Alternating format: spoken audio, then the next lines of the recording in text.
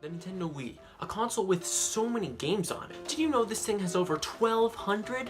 I always find the worst shovelware on this console, and well, I'm Mr. Shovelware, so I guess I gotta review them all.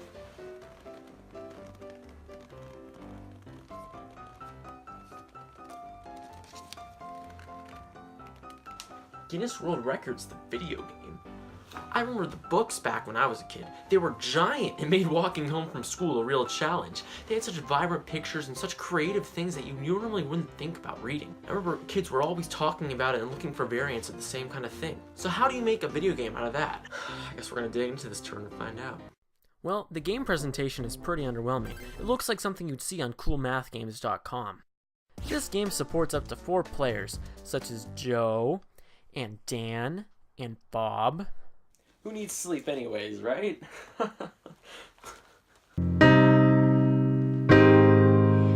can also edit your avatar and make them bald. The menu for this game is one of the weirdest I've ever seen for any video game. To figure out what it is you have to do, you have to press every icon and hope for the best. Why couldn't they just put text under them? The game starts and 80% of the game are locked, so you know, that's cool. The first game I played was the BMX one, and it has one of the worst control schemes for a minigame that I've ever seen.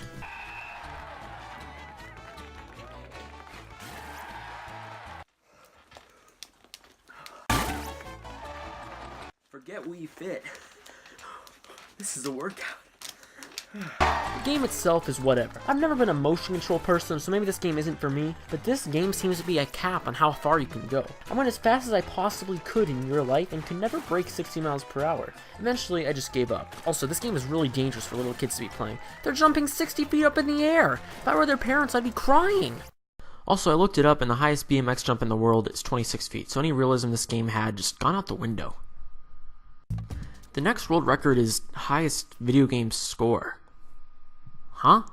I was a little confused by this one, admittedly. Highest video game score, like, of all time? Now, it's not that big of a deal, but why would they choose something that doesn't exist rather than the hundreds of ideas they could have chosen from the actual Guinness Book of World Records that actually exist?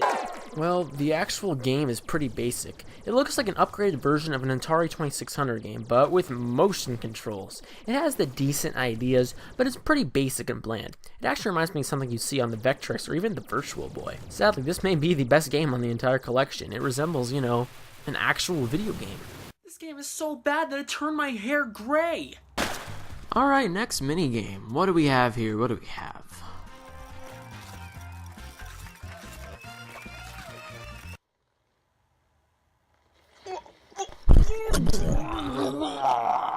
Why would they choose something so disgusting? The motion controls suck, by the way. Yeah, that's awesome. A disgustingly bad game concept with even worse motion controls. To eat the bugs, you use the cursor to drop them in the kid's mouth and then shake the remote to eat them. I can't play this game. It's making me sick. There are bad game concepts such as sneakers. That was a horrible one. But at least it's not nauseating to play. Oh, look at this. Another great concept. Balancing a bus on your head. Is that even possible? I have to look that up. So I found a video of a man named John Evans, and he's balancing a car on his head pretty well here. A stunt like this, however, takes a lot of training and respect to do properly.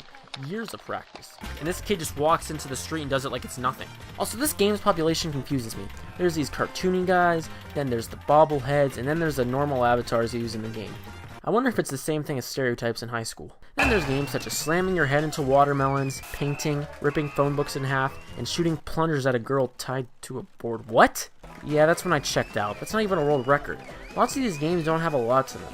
I never really found myself enjoying any of the games. A lot of the motion controls are wonky, and to be honest, the game doesn't make any sense. I honestly think this game would have been a decent idea if they chose minigames that made more sense. Instead, you're just doing things like eating cockroaches or balancing a bus on your head, and the games aren't that fun to play. The motion controls don't work half the time, and honestly, they just didn't have the best idea with it. The presentation makes it look like a flash game, the menus are confusing, and all in all, it wasn't too much fun of an experience. That's why this wins a title of the Shovelware Book of World Records. This is the worst game I've ever played. Under, you know, maybe 7 or 6 other worst games I've played. Yeah, this end line didn't work too well, did it?